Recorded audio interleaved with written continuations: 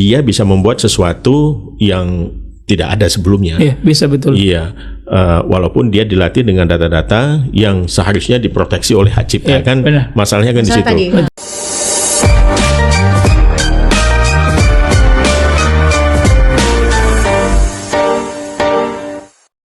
Yang pertama kita urus itu ada dua. Pertama tata kelola dengan etika, gitu. Tata kelola. Nah tata kelola ini termasuk bagaimana nanti diadopsi di tingkat sektor, gitu. Misalnya sektor kesehatan ini yang sudah berjalan saat ini ya, dan banyak sekali pengembang AI, startup AI.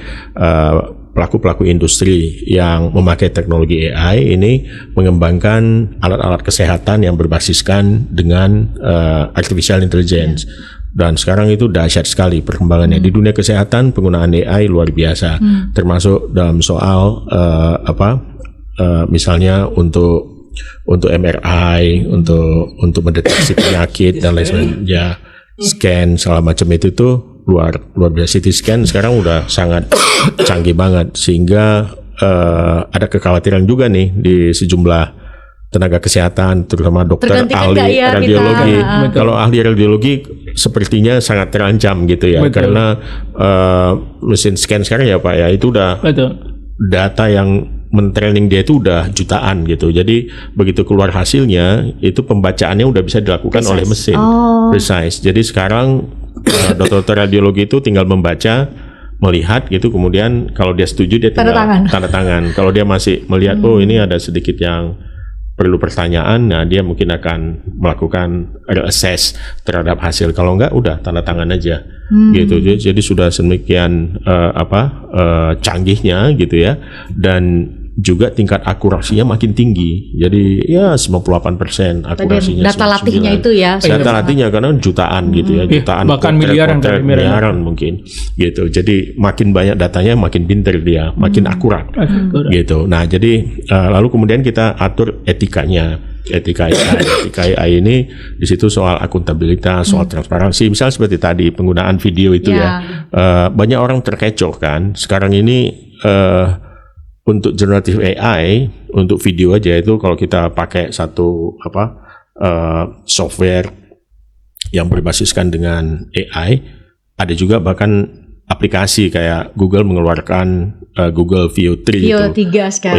Aduh, dengan aksen yang sangat itu luar biasa ya, termasuk juga menghasilkan videonya itu menurut saya sih sudah super realistik. Jadi sekarang tuh memang trennya super realistik semua, video, foto, sama macam seperti tadi itu dia bisa mengenerate dan mengenactment kembali bagaimana California di tahun-tahun abad perburuan emas, tahun zaman Wild West waktu itu, dan itu secara persis kita bisa lihat ininya, karena memang ada banyak foto yang dihasilkan di masa-masa itu ya AI ini cuma generate. Nah yang menariknya begini, apakah tadi saya jadi tersentil juga soal hak cipta itu Pak Razuli ya. Memang ini kan mesin yang bekerja gitu. Sementara hukum kita mendekati soal ini, mesin bukan objek hukum kan gitu. Ya kan, selalu bukan saja subjek, bukan subjek hukum. Dan selalu harus ada unsur manusianya di situ gitu. Nah, tapi kreativitas yang dibuat oleh mesin ini semakin lama makin canggih, makin canggih gitu. Ini dia bisa membuat sesuatu yang tidak ada sebelumnya. Bisa betul. Iya. Walaupun dia dilatih dengan data-data yang seharusnya diproteksi oleh hak cipta, kan masalahnya kan di situ. Jadi sampai sekarang hasil dari karya AI ini tidak bisa diklaim punya hak cipta. Jadi siapa aja yang misalnya gini, video tadi itu siapa aja boleh copy dan sebarkan. Dia tidak diproteksi oleh hak cipta gitu. Sama juga di Jerman sekarang itu ada satu stasiun radio yang menyiarkan lagu-lagu produksi AI. Dan dia bikin rankingnya, ada top 10-nya segala macam. 100% maksudnya diproduksi 100%. Tapi itu nggak bisa dimonetisasi. Nggak bisa. Nggak bisa dimonetisasi karena ya nggak ada hak ciptanya juga. Itu orang bisa copy itu Siapa saja bisa menggunakan tanpa kemudian ada performing rights. Iya, sebenarnya dia bisa, tapi tadi yang saya bilang ada kontribusi kreatif. Jadi setelah dia keluar, dia ubah lagi, dia masukkan lagi prompt. Jadi bukan cuma sekali datang kemudian langsung. Dia ada intervensi dari dia berkali-kali kontribusi, kemudian dia lahirkan itu. Tapi satu hal juga yang perlu diingat ada bahwa walaupun dia bisa bekerja sendiri untuk menghasilkan sesuatu, pengawasan dari manusia tetap harus ada. Karena dia bisa jadi bias atau bahkan halusinasi. Atau melakukan kesalahan itu bisa betul, jadi harus kesalahan. ada pengawasan. Makanya ketika dia mengeluarkan sesuatu perlu divalidasi. Apakah ini diverifikasi? Apakah ini sebenarnya sesungguhnya benar atau enggak? Tiba-tiba karena dia pasti akan tidak pernah ChatGPT atau Gemini dia bilang saya nggak jawab, pasti dia jawab walaupun kemudian dia salah ya. Iya, bahasa kita atau ngarang loh. Ngarang atau menghayal loh, mungkin bahasa kita kayak gitu. Ya karena dia kemungkinan besar kualitas daripada data latihnya ya memang tidak terlalu bagus ya, atau data latihnya sudah tidak mengikuti perkembangan di era terkini. Ya, makanya tetap juga harus data latih itu di refresh, tidak bisa dia kemudian dibiarkan begitu saja. Nih yang Pak Nezar bilang tadi ya, bahwa SDM juga menjadi faktor yang perlu untuk beri perhatian oleh negara. Betul. Gitu ya. Benar. Betul. Ya yang paling penting menurut saya sih talent ya, digital talent. Jadi AI talent ini kita memang butuh sekali. Indonesia seberapa siap? Indonesia, banyak orang yang kita banyak anak-anak muda kita dan juga para ekspor kita yang mendalami AI itu banyak gitu. Banyak juga yang sekolah di luar negeri, tapi sayangnya ya mereka mungkin tidak kembali gitu ya. Benar. Mereka di sana karena kita ekosistemnya belum begitu vibrant, belum begitu menjanjikan gitu ya. Tapi kita bertumbuh cukup cepat gitu. Dan saya sih optimistis karena dia erat kaitannya dengan ekonomi digital yang juga sedang bertumbuh ya, AI ini, dan Indonesia itu sangat potensial. Jadi ini soal nilai ekonominya aja ya. Di Asia Tenggara ini diproyeksikan di 2030 itu pertumbuhan ekonomi digital itu sekitar 366 miliar US dollar. 40% dari angka itu datang dari Indonesia.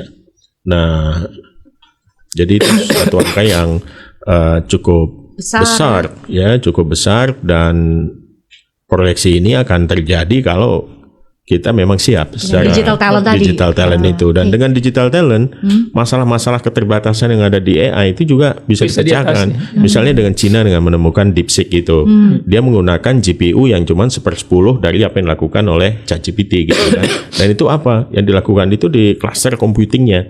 Jadi cluster computingnya ini mereka menemukan algoritma, membuat satu formulasi matematika tertentu gitu untuk melakukan pengolahan sehingga bisa dioptimasi prosesnya hanya dengan menggunakan 1/10 kekuatan GPU yang dibuat itu. Nah, itu kan sempat mengguncangkan sampai saham Nvidia kan sempat turun sampai sekarang back to normal. Tapi itu pukulan-pukulan seperti itu akan banyak dan persaingan di sektor itu akan makin kencang. Di peta jalan yang tengah disiapkan saat ini termasuk di dalamnya apakah dicanangkan ada apapun nanti nomenklaturnya, lembaga yang khusus mengawasi, khusus mengurusi mengenai AI. Misalnya kalau di Singapura kan ada AI Verify gitu ya, lembaga-lembaga seperti itu yang tadi Pak Nezar bilang menjadi benchmark kita juga dalam menyusun regulasi, terutama peta jalan yang nggak hanya regulasi tapi persoalan kebijakan. Ya, kita juga sedang menimbang itu, harus ada semacam satu badan yang memang kita serahkan gitu ya, semacam otoritas yang memikirkan, mengembangkan, mengawasi, memberikan arah gitu terhadap pengembangan AI. Dan ini lazim dilakukan di banyak negara belakangan ini. Ada yang namanya AI Safety Institute misalnya gitu. Terus di Malaysia mereka membuat Malaysia National AI Office gitu. Jadi ini satu keharusan saya kira, karena kalau sudah kita regulasi nggak ada satu badan yang sebagai pelaksana regulatornya dia in charge, dia coba merumuskan soal etika AI, dia coba memberikan solusi-solusi, akan tersebar ke banyak tempat, jadi kita bingung sendiri nanti ke siapa kita berkiblat untuk soal aturan-aturan ini gitu. Jadi diproyeksikan ada satu lembaga sendiri nantinya. Iya, bukan badan pengawas sih, tapi lebih kayak seperti AI House lah seperti itu. Oke. Berarti di dalamnya juga adalah pengembangan tadi ya, mempersiapkan digital talent tadi ya. Karena kan tadi mau kita highlight adalah dalam perbincangan kita, negara nggak hanya, kalau yang saya tangkap dari Pak Wamen bisa koreksi saya, nggak hanya negara nggak mau hadir hanya sekadar menjadi regulator, tapi juga menciptakan ekosistem tadi ya. Betul. Dan itu tugas negara saya kira. Regulator itu parsial sekali, bagian kecil dari. Betul. Persis. Jadi bukan cuma gini. Kalau ekosistem itu terlalu heavily regulated, kita akan menghambat inovasi pastinya. Orang nggak bisa bekerja, nggak bisa segala macam. Kalau less regulated, bisa jadi anarki. Betul. Chaos juga ya. Harus moderat. Iya, harus moderat, harus seimbang, balance. Tapi yang paling penting adalah ada prinsip yang utama yang menjadi nilainya gitu. Jadi bagaimana kita bisa mengambil manfaat yang besar dari pengembangan AI, meminimalkan risikonya. Itu esensi kehadiran negara.